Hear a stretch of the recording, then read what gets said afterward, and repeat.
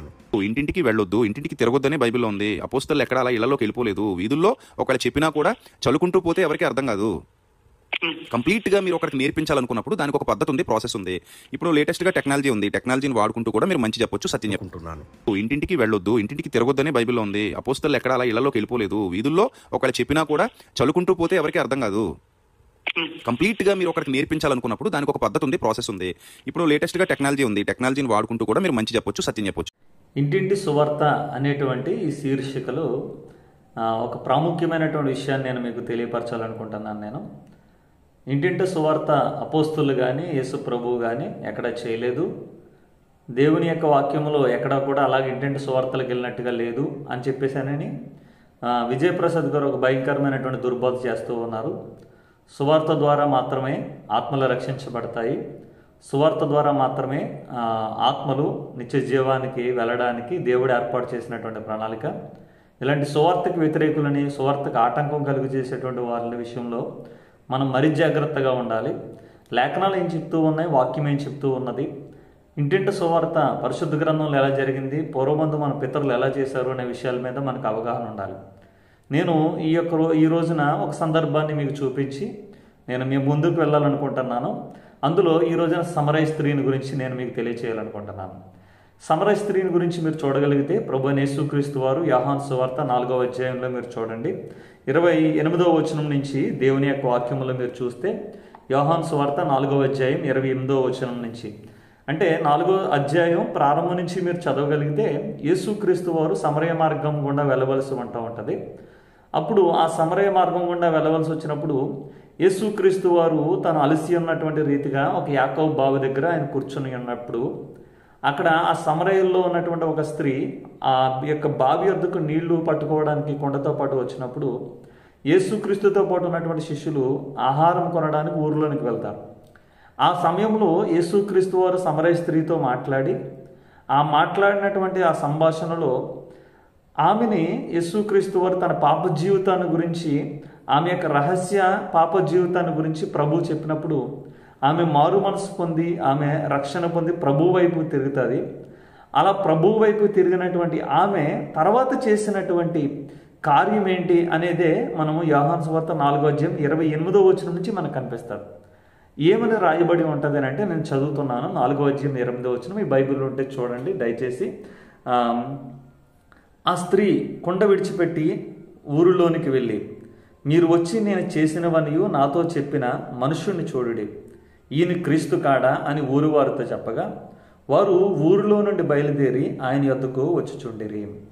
ఎప్పుడైతే యేసుక్రీస్తు వారు అమ్మా ఇదిగో దాహమునకు నీళ్లు ఇమ్మన్నప్పుడు ఆమె ప్రభువా సమరయులతో యూదుల సాంగత్యం చేయరు కదా, నువ్వేంటి నన్ను అడుగుతున్నావంటే, అమ్మా నిన్ను అడుగుచున్నవాడు ఎవడో తెలిస్తే నీవే ఆయన అడుగుదువు అన్నప్పుడు, నేను నీకు నిత్య జీవమునకు సంబంధించినటువంటి నీళ్ళు ఇస్తాను, అవి తాగితే నీకు ఎప్పుడు దాహమైదమ్మా అని చెప్పినప్పుడు ప్రభు ఆ నీళ్ళేదో నాకు ఇవ్వనప్పుడు ఇదిగో నీ భర్తను తీసుకురా అని ప్రభువు చెప్తూ ఉన్నాడు. అంటే నాకు భర్త లేడు ప్రభు అంటే, అవును నువ్వు వాస్తవమే చెప్పావు, సత్యమే చెప్పావు, కానీ నీకు భర్త లేడు, కానీ నీకు 5 పెనిమిటులు ఉండిరి అని ప్రభువు చెప్పాడు.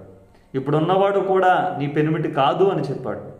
ఈ విషయం ఎప్పుడైతే ఆమె ఈయన ప్రవక్త, ఈయన ప్రభువు, ఈయన మెస్సయ్య అని ఒక్కొక్కటిగా ఆయన్ని గ్రహించి అమ్మో ఈయనే క్రీస్తు, ఈయనే ప్రభువు అని చెప్పేసి ఆయన వెంటనే ఏం చేసింది అని అంటే తన పాప జీవితాన్ని అక్కడ విడిచిపెట్టి ఆమె మారు మనసు పొంది ఆమె ఏం చేసిందంటే ఈ విషయాన్ని ఊరు వారందరికీ చెప్పడానికి వెళ్ళింది.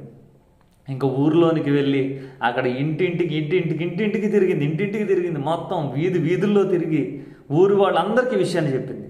ఇంకా చూడండి ఆమె చెప్పినటువంటి విధానం చూస్తే మీరు ఆ ఊరు వారందరూ కూడా యేసు ప్రభు ఎక్కడున్నాడో ఆ యొక్క యాకోబు యొక్క బావి దగ్గరికి ఊరు వారందరూ వచ్చారని అంటే, మరి మన విజయప్రసాద్ గారు చెప్పినట్టుగానే ఈవిడెళ్ళి ఏదైనా గ్రౌండ్ చూసి ఆ గ్రౌండ్కి పర్మిషన్ తీసుకుని ఆ మైక్ సెట్ మాట్లాడి ఆ గ్రౌండ్లో మీటింగ్ పెట్టి ఇలా సువార్త చెప్పి రండి యేసు ప్రభు దగ్గరికి ఆమె ఏం చెప్పలేదు.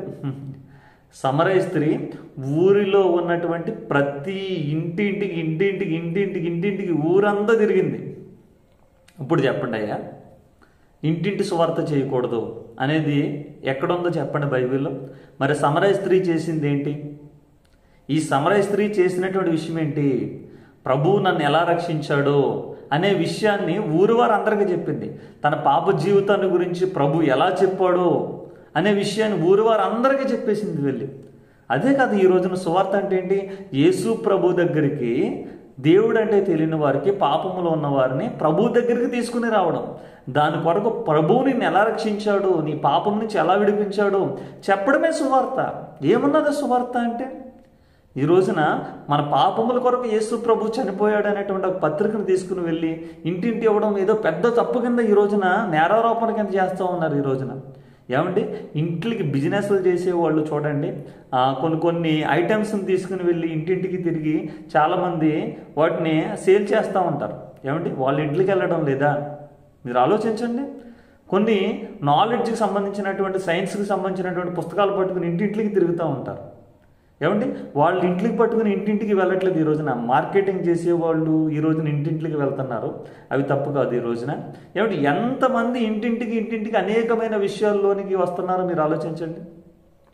ఈరోజు ఎన్ని విషయాలు, ఒక మెడికల్కి సంబంధించినటువంటి విషయాలు, ఆరోగ్యపరమైన విషయాల్లో ఇంటింటికి వచ్చి, టీకాలేసే విషయంలో ఇంటింటికి వచ్చి అనేక మంది ఇంటింటికి వస్తున్నారు. ఏమంటే ఆత్మల రక్షణ కొరకు ఇంటింటికి తిరిగి యేసు ప్రభుని గురించి చెప్పడం అనేది ఏదో పెద్ద నేరమో పెద్ద ఘోరమో అన్నట్టుగా మీరు ఈ రోజున చిత్రీకరించి క్రైస్తవ సమాజాన్ని ఈ రోజున శత్రువుగా చూపించాలనుకుంటున్నటువంటి విజయప్రసాద్ గారు, జాగ్రత్త. దేవుని యొక్క తీర్పు మిమ్మల్ని ఖచ్చితంగా రేపొద్దుట ప్రభు మిమ్మల్ని అడుగుతాడు. మీరు చిన్న స్టేట్మెంట్ చేయలేదు, అనేకులను తప్పు త్రోవ పట్టేస్తున్నారు. మిమ్మల్ని వెంబడిస్తున్నటువంటి వాళ్ళని తప్పు త్రోవ పట్టేస్తున్నారు. మీరు చాలా తప్పు చేస్తున్నారు. ఎప్పుడైతే ఆమె ఆ ఊర్లోనికి వెళ్ళి ఆ సువార్త చెప్తున్నదో యేసు ప్రభు అంటారు, మీరు చూడండి, ఆ యోహాను సువార్త 4వ అధ్యాయం 35వ వచనం నుంచి ఆయన అంటాడు, ఇదిగో ఇంకా శిష్యులతో మాట్లాడతాడు. ఆమె ఊర్లోనికి వెళ్ళిపోయింది, అందరికీ సువార్త చెప్తున్నది, యేసు ప్రభు గురించి చెప్తున్నది. చెప్పి అందరినీ తీసుకుని వచ్చేటువంటి సమయంలో ఏం జరుగుతుందో ప్రభు ఎరుగుతాడు కనుక అప్పుడు శిష్యులతో ఆయన అంటున్నాడు, ఇదిగో 4 నెలలైన తర్వాత కోతకాలం వచ్చినని మీరు చెప్తారు కదా, ఇదిగో ఇప్పుడే కోతకాలం వచ్చింది. ఇదిగో ఇదిగో కోత కొరకు విస్తారమైనటువంటి కోత ఉన్నది. పనివారిని పంపించమని చెప్పేసి వేడుకోండి అని నేను మీతో చెప్పాను కదా. ఇదిగో పని మీద వెళ్ళినటువంటి ఆ సమరయ స్త్రీ ఊరి మొత్తం అందరినీ, ఇదిగో నా తండ్రి పని చేయుటియే నాకు ఆహారం అయి ఉన్నది. ఆ పని మీద వెళ్ళింది ఆ స్త్రీ. వెళ్ళి ఆ ఊరు వారు అందరినీ పోగు చేసుకుని, మీకు తెలియని ఆహారం నాకున్నదయ్యా, నా కడుపు నిండిపోతుంది. ఇప్పుడు ఆత్మలో రక్షించబడితే ఆ ఆత్మలన్నీ నా దగ్గరకు వస్తే నా ఆకలి తీరిపోతుంది, నా సంతోషం, నా ఆనందం, నా పరలోక తండ్రి చిత్తం. వింటున్నారా? విజయప్రసాద్ గారు వింటున్నారు? ఈ మాటలు వింటున్నారా? వినండి. అహం మనకెందుకు, గర్వం మనకెందుకు, నేను చెప్పిందే రైటు అనేటువంటి ఒక అహము గర్వము మనకెందుకు? మనం ఎంతకాలం ఉంటాం? మీరు 2 సంవత్సరాలు బ్రతుకుతారు, నేను 2 సంవత్సరాలు బ్రతుకుతాను. మీరుండే కాలం ఎంత, నేనుండే కాలం ఎంత? నీవు నేను చేసే పరిచర్య ఏమాత్రం ఈ భూమి మీద 2000 సంవత్సరాలుగా పరిచర్య జరుగుతుంది, సువార్త జరుగుతుంది, ఆత్మల పంట జరుగుతూ ఉన్నది. కొన్ని లక్షల మంది సువార్థికులు ఈ భూమి మీద క్రీస్తు కొరకు ప్రకటించారు, ఆయన కొరకు చనిపోయారు, ఆయన కొరకు దెబ్బలు తిన్నారు, అవమానాలు పొందారు. ఈ రోజున మీరు ఎంత, నేనెంత, మీరు ఆలోచించండి. దేని కొరకు మీరు చేసేటువంటి బోధలు? ఎవరిని ఉద్ధరించడానికి, ఏమి సాధించడానికి, ఏ ఆత్మ మీద పనిచేస్తున్నది ఈ రోజున? అది నా బాధ. తప్పు ద్రోవ పట్టేస్తున్నారు, సువార్తని తప్పు ద్రోవ పట్టేస్తున్నారు ఈ రోజున. ఇదిగో 4 నెలలైన తర్వాత కోతకాలం వస్తుందని చెప్తున్నారు కదా.